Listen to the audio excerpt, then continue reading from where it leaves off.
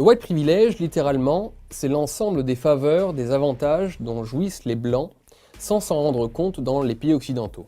Dans son très influent article de 1989 dont je vous parlais, celui qui a popularisé le concept, Peggy McIntosh décide de faire la liste des privilèges dont elle pense jouir seulement au titre de femme blanche.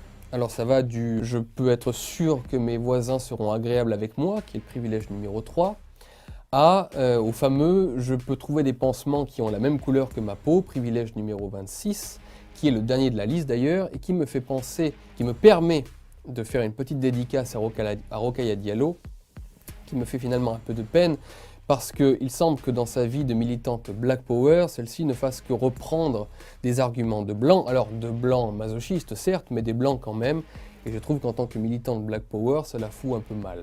En mai 68, vous savez, on disait « d'où parles-tu » pour interpeller les intervenants en AG, en Assemblée Générale, afin de savoir si leurs idées n'étaient pas finalement que des défenses, des prodomos, des défenses d'intérêts de leur classe sociale. Et j'ai très souvent envie d'utiliser cette apostrophe à l'encontre des intellectuels progressistes, car figurez-vous que cette Peggy McIntosh n'est pas n'importe qui. Son nom de jeune fille est Margaret Vance Mintz. Elle grandit à Summit, une ville très bourgeoise de la côte est américaine, parce que son père est directeur du département électronique des laboratoires Bell, et il est lui-même détenteur, propriétaire de nombreux brevets techniques qu'il peut revendre à prix d'or. Donc la créatrice du concept de white privilege fait ses études à Radcliffe, une très célèbre université pour les filles et les fils de l'élite américaine, de l'oligarchie.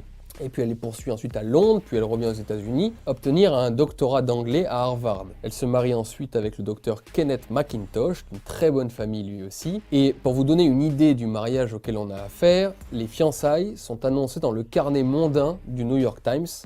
Donc Peggy McIntosh est très clairement ce que l'on appelle là-bas une happy few, ou en France, une grande bourgeoise, une très grande bourgeoise.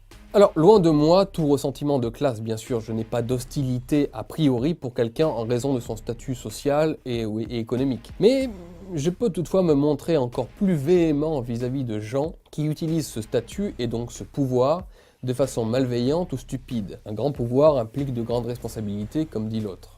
Alors, il n'est pas difficile de comprendre que la plupart des privilèges que liste Peggy McIntosh dans son article sont en réalité des prérogatives, des passe-droits, des faveurs qu'elle ne doit non pas à sa couleur de peau, mais bien plutôt à sa classe sociale, à sa condition de bourgeoise et à ses nombreuses connexions élitistes. Un exemple, juste comme ça, dans le soi-disant privilège de blanc numéro 8, elle dit pouvoir trouver facilement un éditeur pour publier ses articles. Or, je peux vous garantir, connaissant un peu ce milieu, que si vous n'avez pas de réseau dans l'édition, que vous soyez blanc ou à pois vert, ou à pois gris, ou ce que vous voulez, vous n'avez quasiment aucune chance de vous faire publier. Donc,